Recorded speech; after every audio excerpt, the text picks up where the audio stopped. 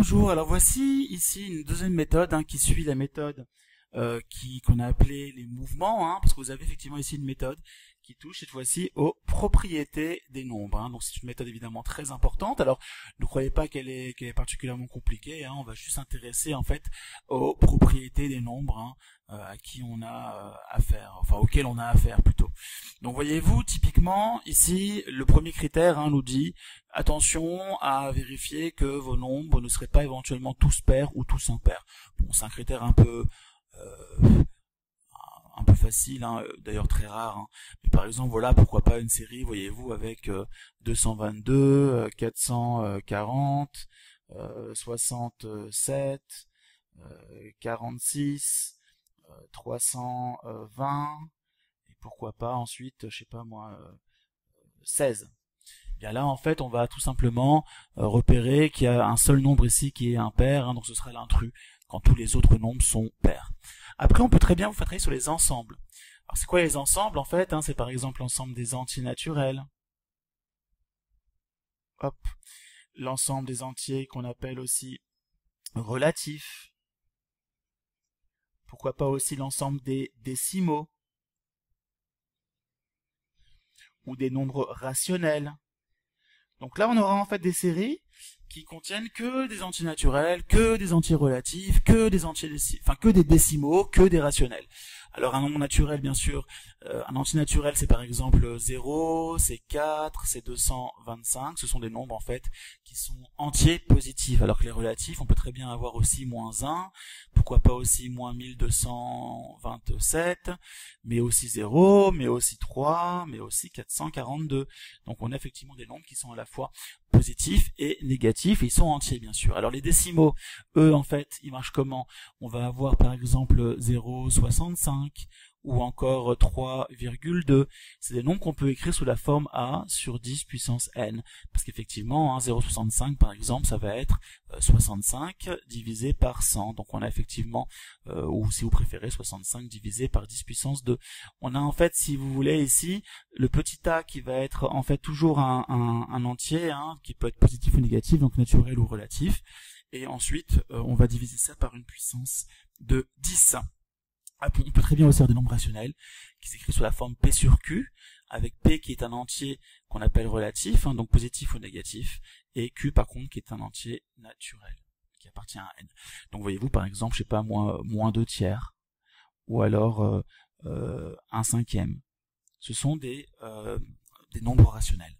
Donc là, on aura des séries, voyez-vous, qui contiennent encore une fois, ou que des nombres naturels, ou que des nombres relatifs, décimaux, rationnels, et donc souvent, il faudra compléter ou trouver l'intrus. Après, il y a les carrés. Alors bien sûr, il faut apprendre ces carrés jusqu'à 20. Donc de 1 au carré jusqu'à 20 au carré. Il faut les apprendre par cœur, bien sûr.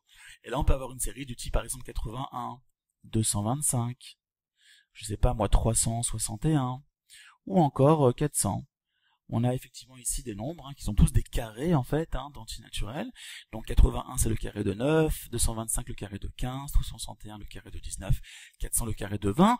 On pourra aussi voir dans d'autres cas qui pourront parfois être proposés écrits à l'envers. Donc là il faudra être extrêmement évidemment attentif pour voir si on propose pas une série de carrés, certes, mais une série de carrés écrits à l'envers. Pourquoi pas avec 18, 522, 163.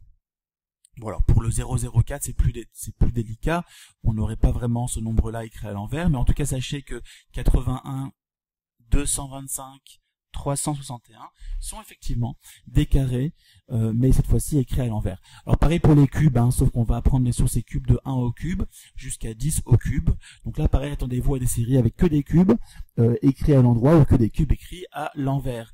Les critères de divisibilité, c'est aussi bien entendu un critère très important au niveau des propriétés.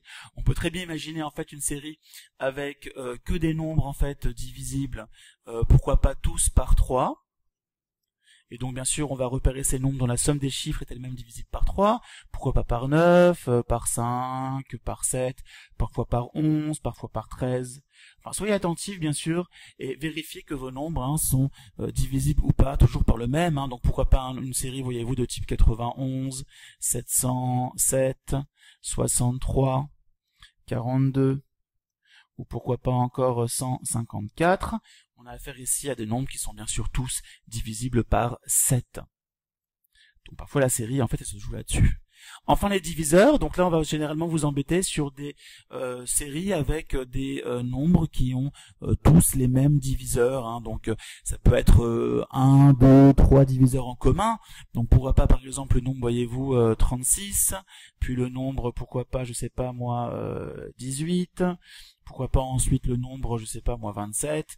Donc là on a effectivement à la fois le diviseur 3 et le diviseur 9 qui est en commun, hein. Pareil, 3 et 9 en commun, 3 et 9 en commun. Alors parfois on peut avoir des trucs un peu plus élaborés, hein. Par exemple on va se dire qu'on va chercher à chaque fois à avoir des nombres qui ont par exemple en commun le diviseur 3 et le diviseur 7, et donc on va jouer par exemple sur le nombre 21 bien sûr, mais pourquoi pas aussi sur des multiples de 21, hein. Donc par exemple, je sais pas moi, le nombre 420, hein, qui est effectivement à la fois divisible par 3 et divisible par 7.